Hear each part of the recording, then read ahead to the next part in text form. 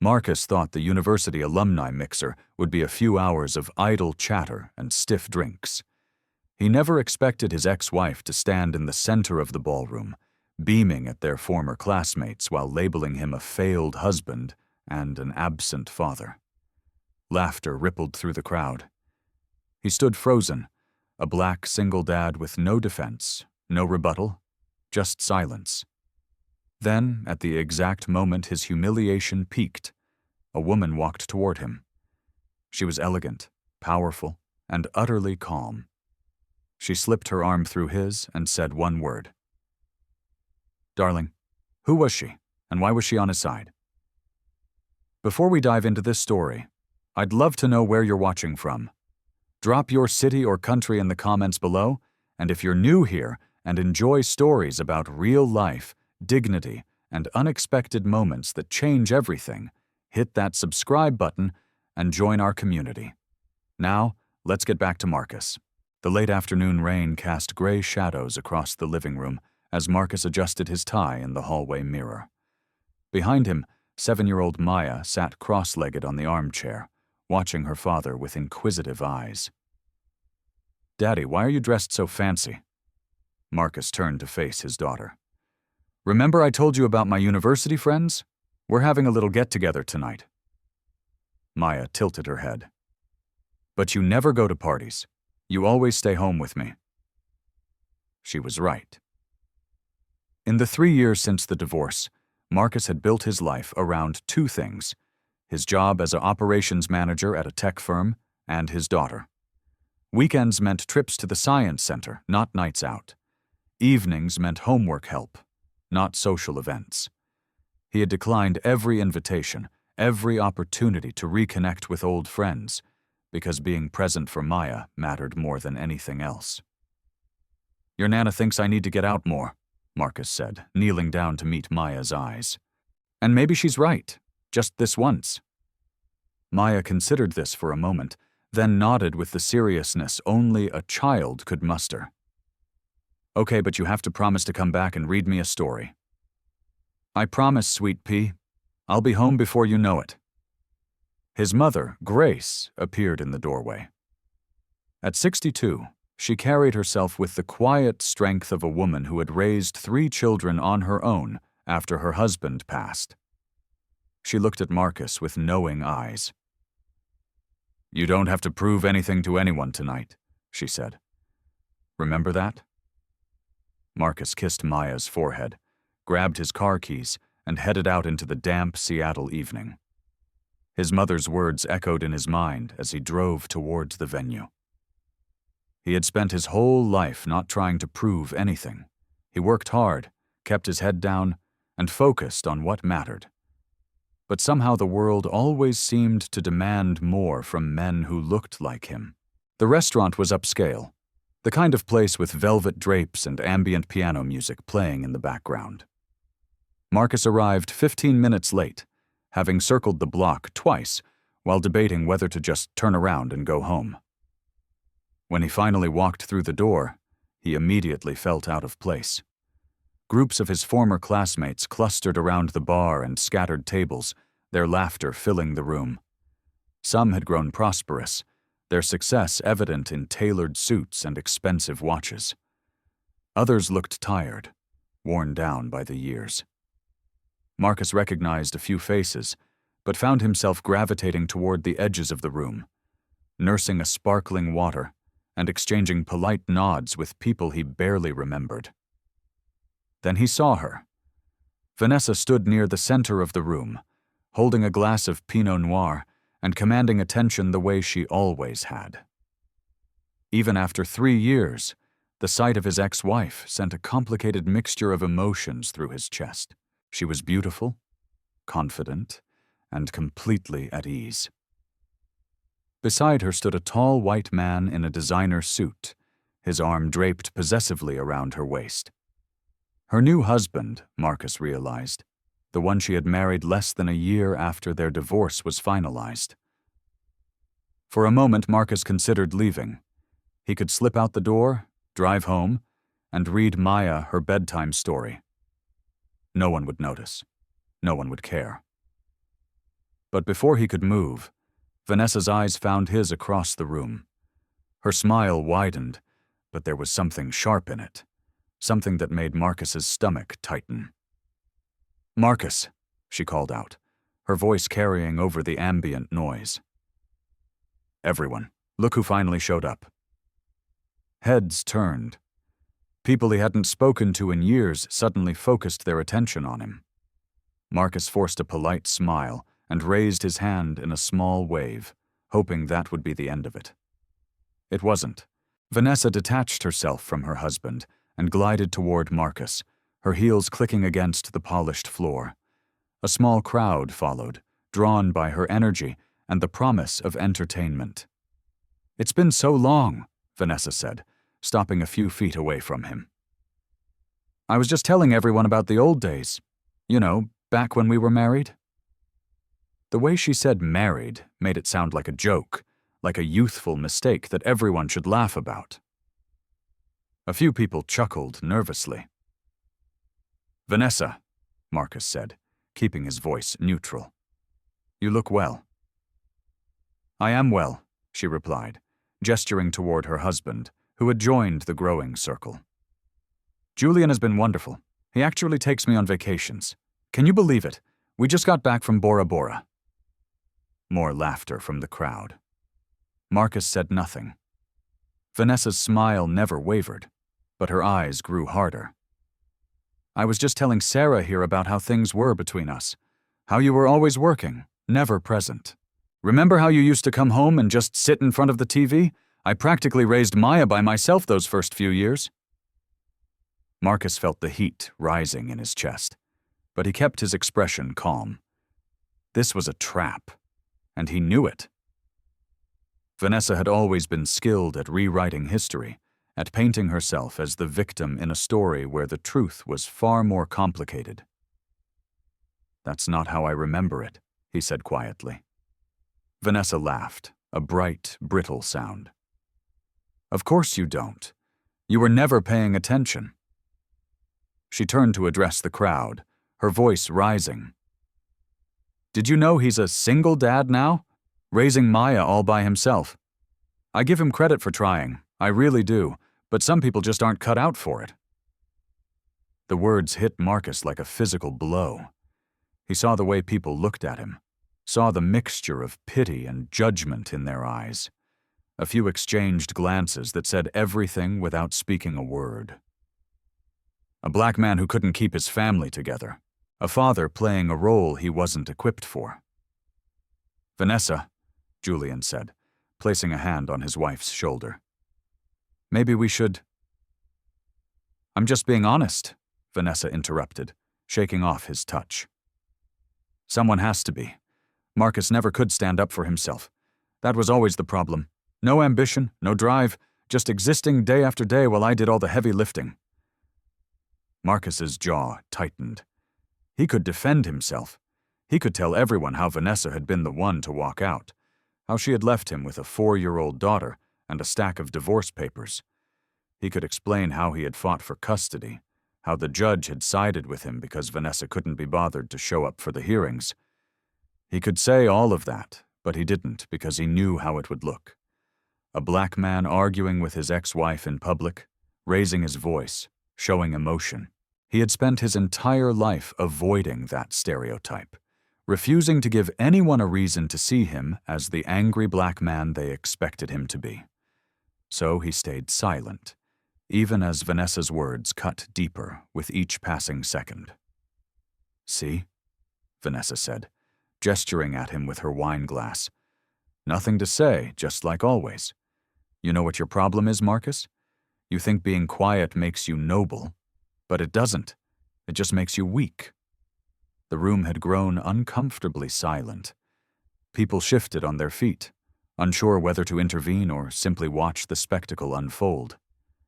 Marcus felt the weight of their stares, felt himself shrinking under the collective judgment of people he hadn't seen in over a decade. His phone buzzed in his pocket. He pulled it out and saw a text from Maya. "Daddy, when are you coming home? I miss you." Something cracked inside him.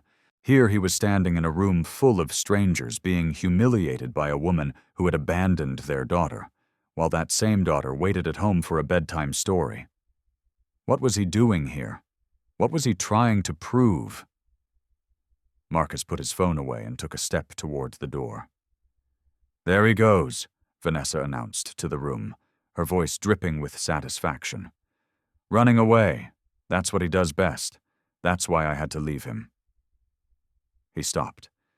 His back was to the crowd, but he could feel every eye on him.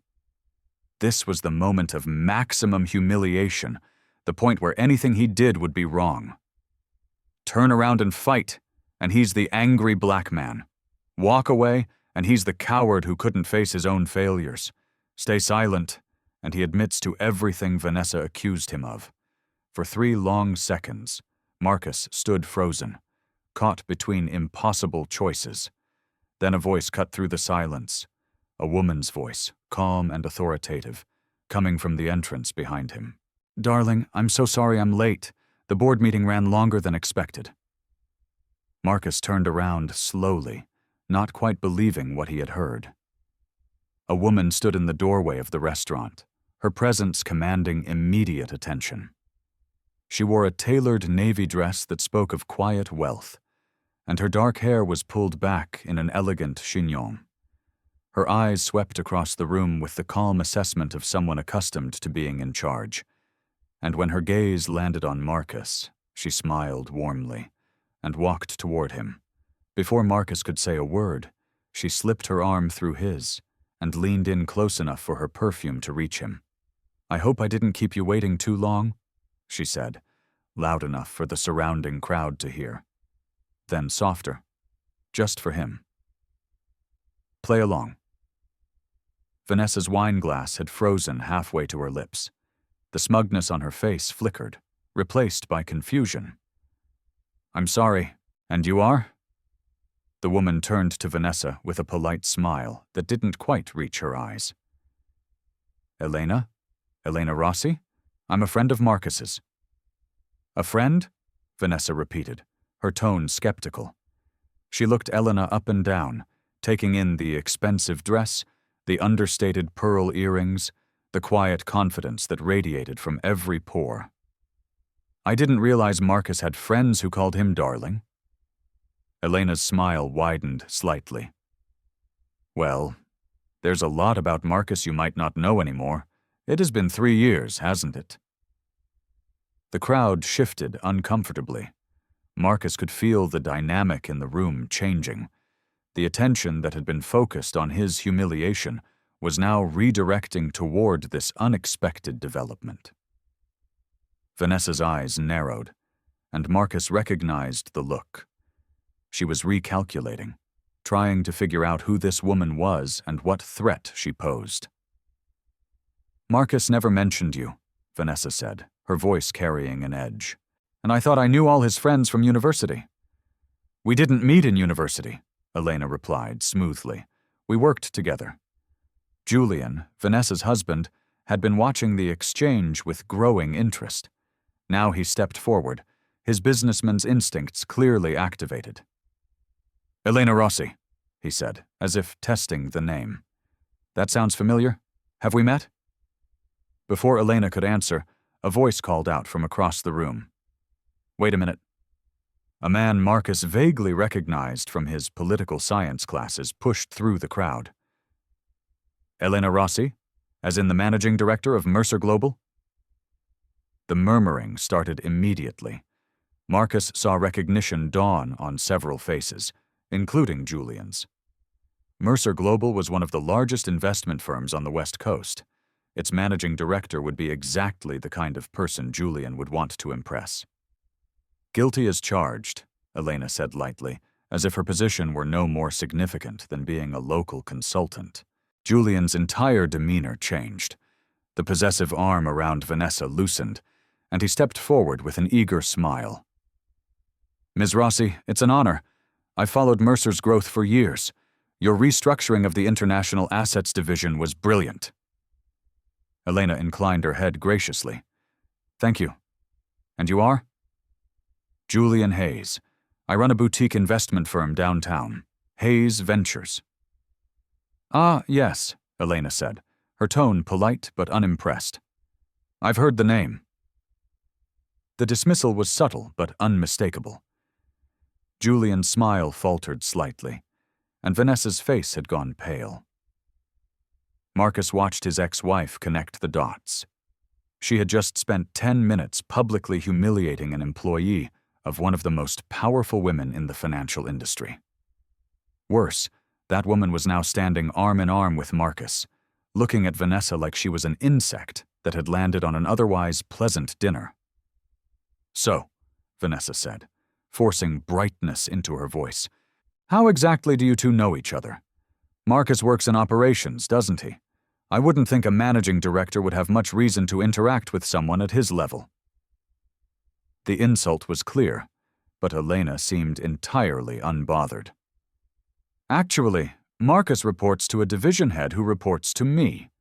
But I make it a point to know the people in my company, especially the ones who stand out. Stand out? Vanessa laughed, the sound brittle. Marcus, I'm sorry, but that's hard to imagine. When we were married, he couldn't even remember our anniversary. Vanessa, Julian said quietly, placing a hand on her arm. Maybe we should... She shook him off. No, I want to understand this because the Marcus I knew was passive, uninspired, and completely incapable of taking initiative. So, what exactly makes him stand out to someone like you? The question hung in the air around them. The other guests had formed a loose circle, watching the confrontation with barely concealed fascination. Marcus felt Elena's arm tighten slightly around his, a small gesture of reassurance. You want to know what makes Marcus stand out? Elena's voice remained calm, conversational, as if she were discussing quarterly reports rather than defending a man's character. Let me tell you what I've observed over the past 3 years. She released Marcus's arm and took a step toward Vanessa, not aggressively, but with the quiet authority of someone who was used to commanding boardrooms. Marcus has never been late to work a single day. Not once in 3 years, except for the times his daughter was sick, and on those occasions he called ahead, explained the situation, and made up every hour he missed. Do you know how rare that kind of reliability is? Vanessa opened her mouth to respond, but Elena continued without giving her the chance. Last year I recommended Marcus for a promotion.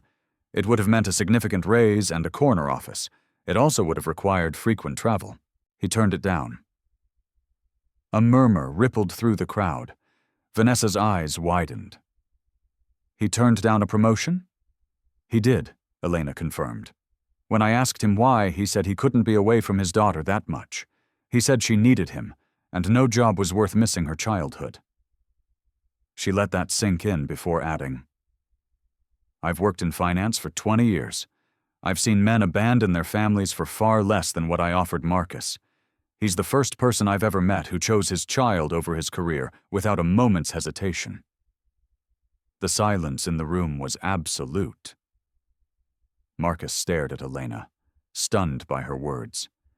He had never imagined that his decision had made any impression on her at all. He had simply done what felt right, what any father should do. Vanessa's composure was cracking. That doesn't mean anything. Plenty of people turn down promotions. It doesn't make him a good father. You're right, Elena said. One decision doesn't define a person. So, let me tell you about the pattern I've noticed. She began to walk slowly around Vanessa, addressing the crowd as much as the woman in front of her. Every day at 5:45, Marcus checks his phone. Every single day without fail.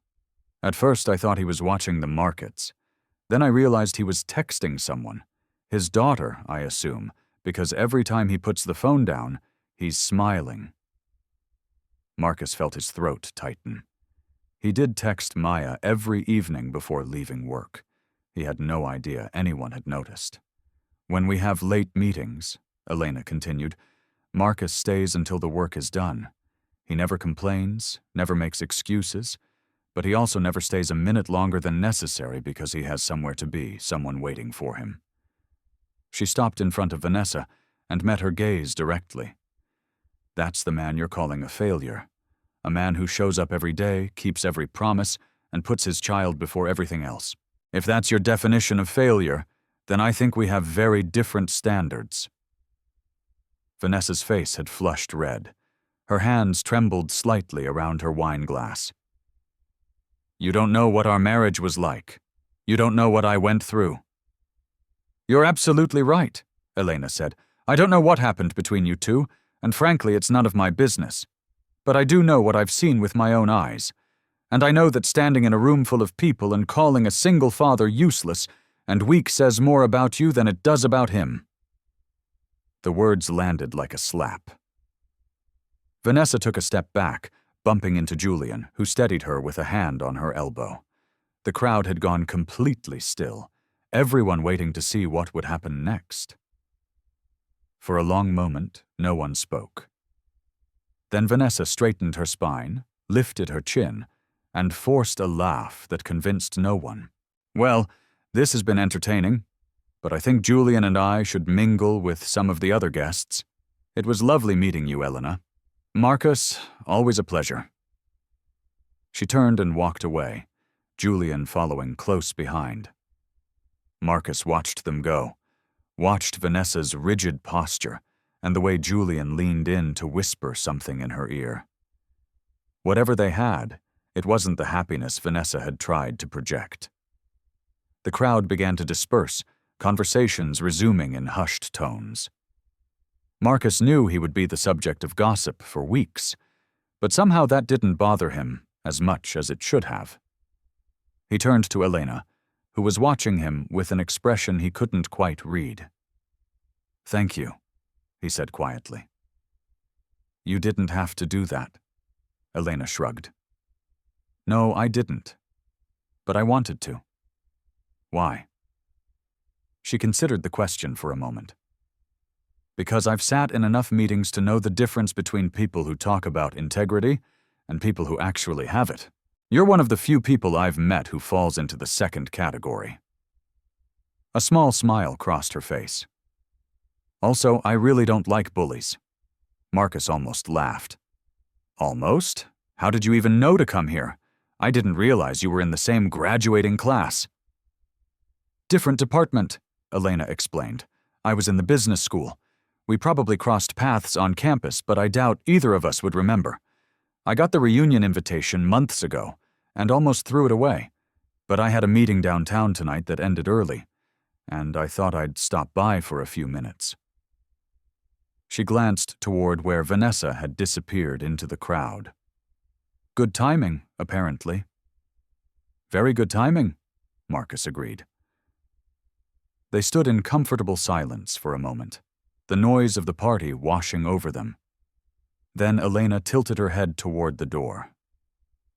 "Do you want to get out of here? I don't know about you, but I've had enough socializing for one night." Marcus thought about Maya, waiting at home for her bedtime story. He thought about his mother's words. You don't have to prove anything to anyone.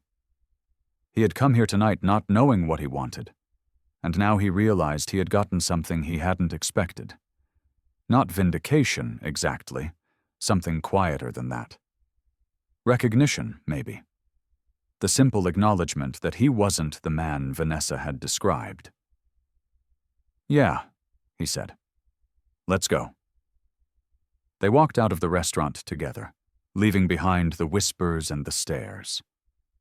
The night air was cool and clean after the stuffiness of the party, and Marcus took a deep breath, feeling some of the tension drain from his shoulders. "I meant what I said in there," Elena said as they walked toward the parking lot. "About you turning down the promotion.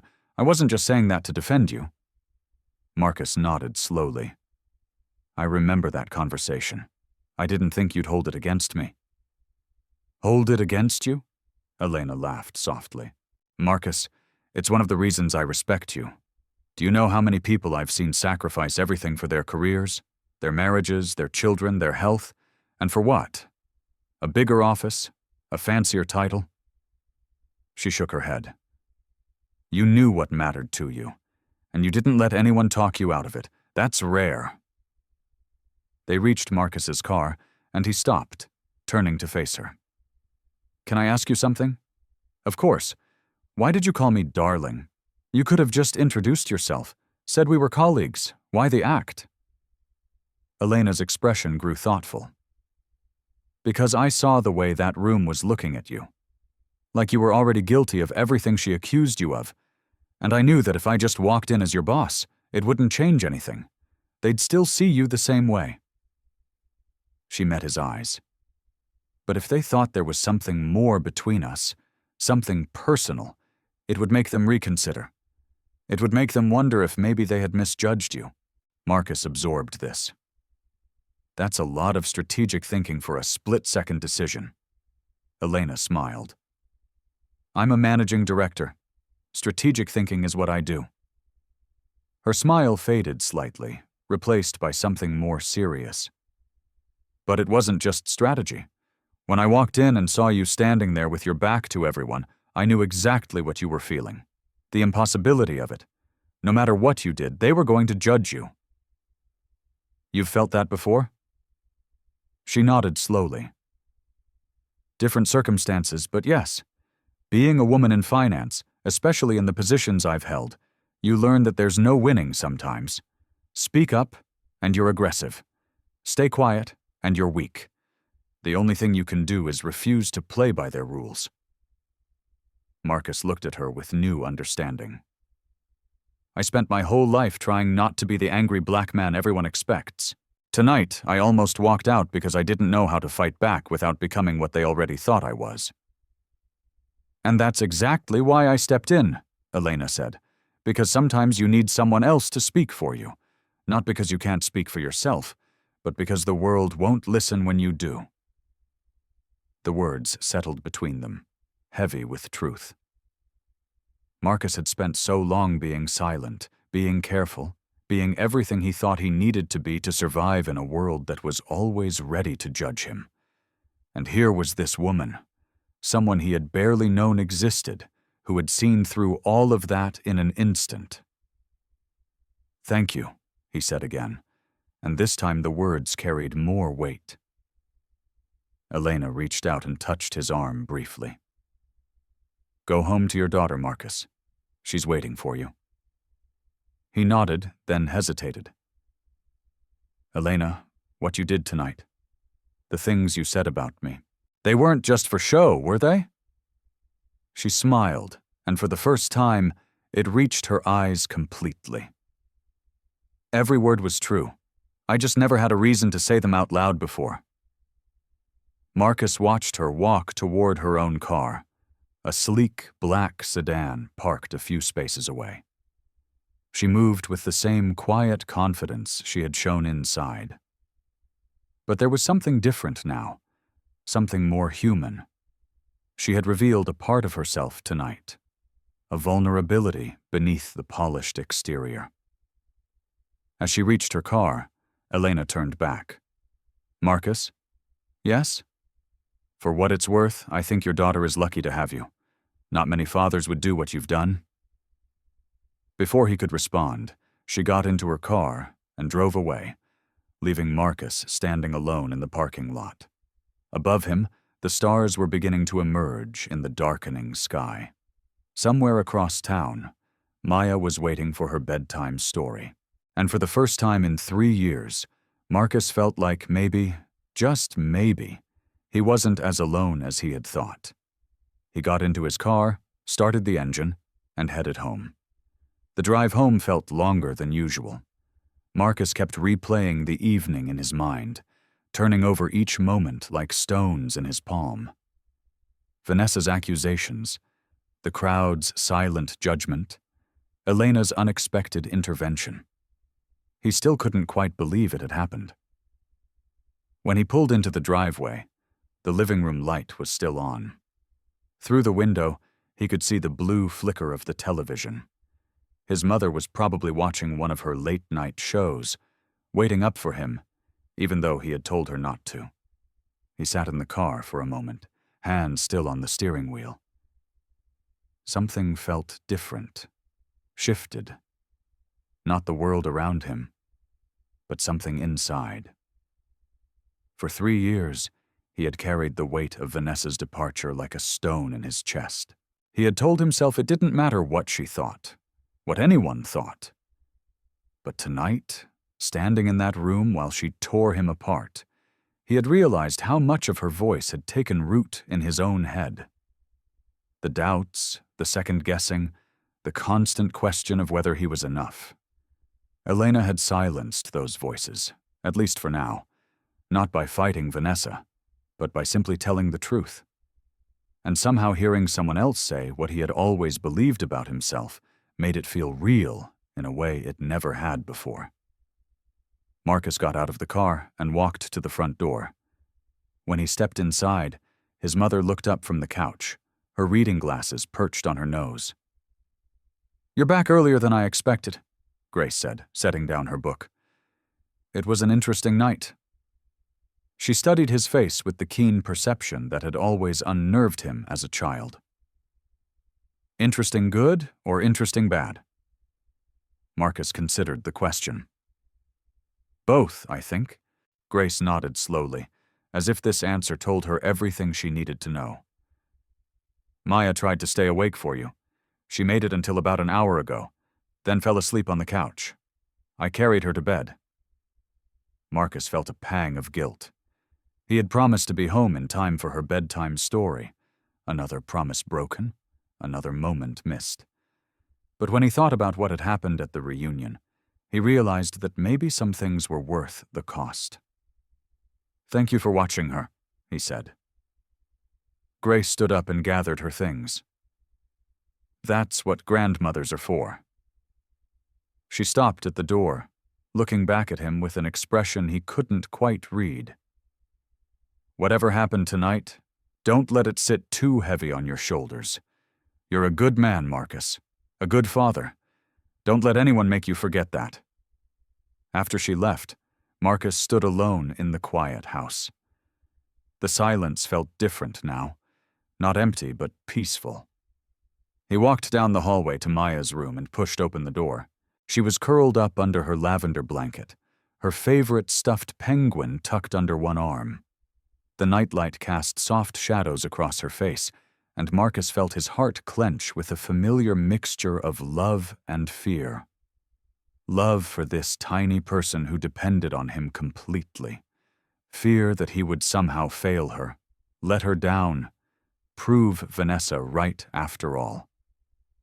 He sat down on the edge of the bed, careful not to wake her. But Maya had always been a light sleeper, and her eyes fluttered open almost immediately. "Daddy." Her voice was thick with sleep. "Hey, sweet pea. I'm sorry I'm late." Maya rubbed her eyes and sat up, her hair a tangled mess around her face. "Did you have fun at your party?" Marcus thought about the question. Fun wasn't the right word, but something valuable had happened, something he was still trying to understand. "It was okay," he said. "I met an old friend." "A good friend?" She smiled. "Yeah, a good friend." Maya yawned and snuggled back down into her pillow. "That's nice. Nana says you need more friends." Marcus laughed softly. "Nana says a lot of things. She's usually right, though." He couldn't argue with that. He leaned down and kissed Maya's forehead. "Go back to sleep, sweetheart. I'll be here when you wake up." "Promise?" The word hit him harder than it should have. How many promises had he made to this little girl? How many had he kept? He thought about what Elena had said, about how he had never missed a day of work except when Maya was sick, about how he had turned down a promotion to be present for his daughter. Maybe he wasn't perfect. Maybe he made mistakes, but he showed up. Every single day he showed up. "I promise," he said. Maya's eyes were already closing again. "I love you, Daddy." "I love you too, sweet pea, more than anything." He stayed by her bedside for a few more minutes, watching her breathe, feeling the quiet miracle of her existence. Then he stood up, turned off the nightlight, and walked back to the living room. His phone buzzed in his pocket. He pulled it out and saw a text from an unknown number. "Did you make it home?" "Okay." "This is Elena, by the way. I got your number from the company directory. Hope that's not too intrusive." Marcus smiled despite himself. He typed back, "Home safe. Maya's asleep. Thank you again for tonight." The response came quickly. "Stop thanking me. I meant everything I said. Get some rest, Marcus. You've earned it." He stared at the message for a long moment. There was something in Elena's words that went beyond professional courtesy, beyond simple kindness. She had seen him tonight in a way that few people ever had, not as a stereotype, not as a cautionary tale, but as a man doing his best in an impossible situation. Marcus walked to the window and looked out at the quiet street. The neighborhood was dark, most of his neighbors already asleep. Somewhere out there, Vanessa was probably still at the reunion, still performing for an audience that didn't really care about her. Or maybe she had gone home with Julian, back to the life she had chosen when she walked away from this one. He didn't feel angry anymore. That surprised him. For 3 years, he had carried a quiet rage toward Vanessa, a resentment that he had never allowed himself to fully acknowledge. But tonight, watching her attack him with such desperation, he had seen something he hadn't noticed before. She wasn't happy. The expensive husband, the trips to Bora Bora, the wine, and the designer clothes, none of it had given her what she was looking for.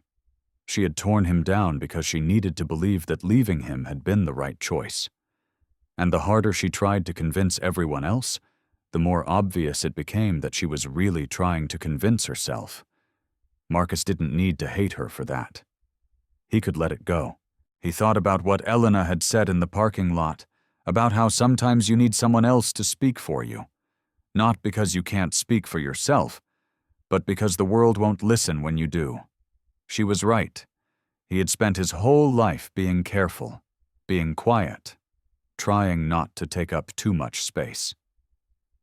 And where had it gotten him? Standing alone in a room full of people who had already decided who he was. But Elena had changed the narrative. She had walked in and rewritten the story, not with anger or accusation, but with simple truth.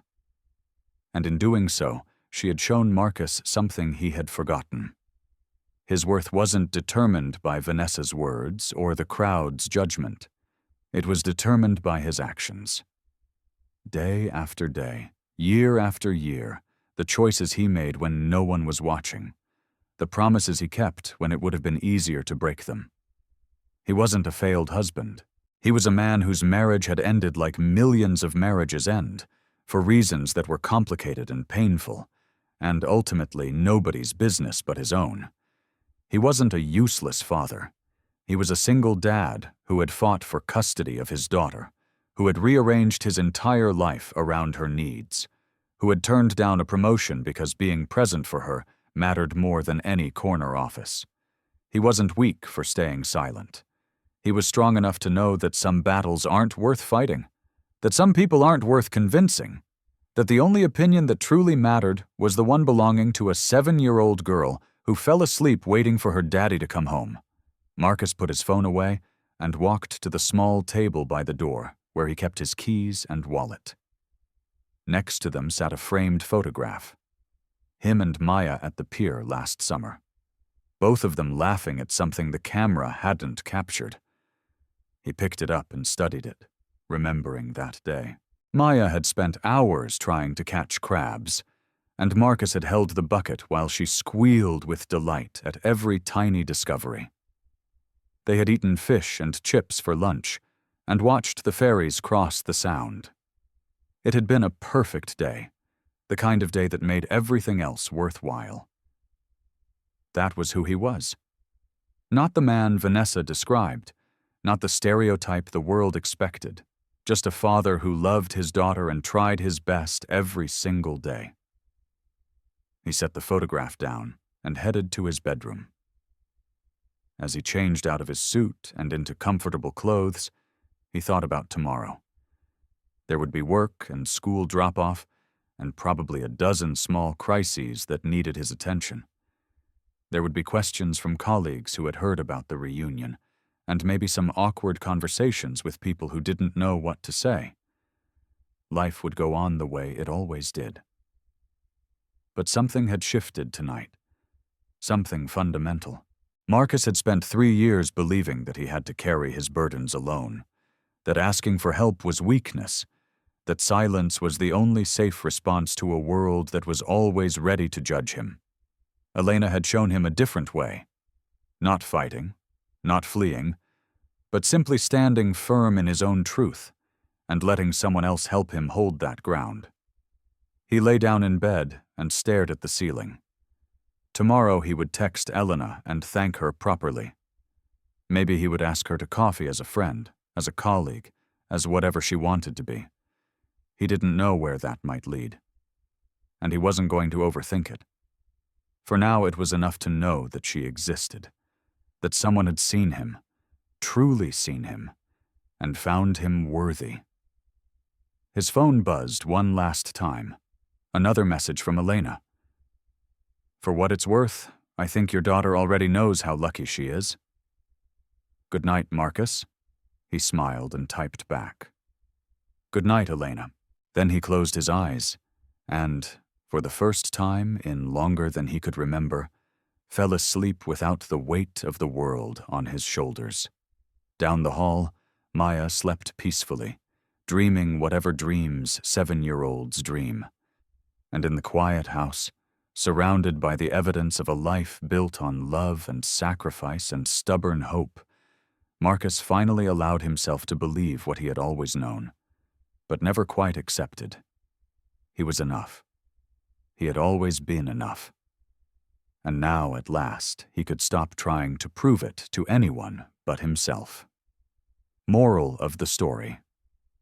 This story powerfully illustrates that true integrity is not found in the validation of others or the volume of our defense, but in the quiet consistency of our daily actions.